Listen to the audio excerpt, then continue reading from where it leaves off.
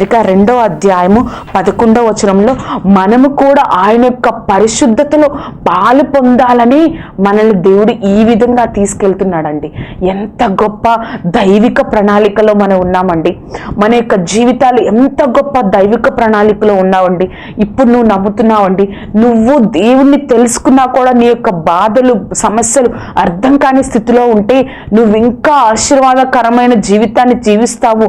దేవుడు నేను ఆ బాధ గుండా తీసుకెళ్తున్నాడంటే ఆ బాధ వెనుక ఇటువంటి గొప్ప దైవిక ప్రణాళిక ఉందని నువ్వు అర్థం చేసుకోవాలండి.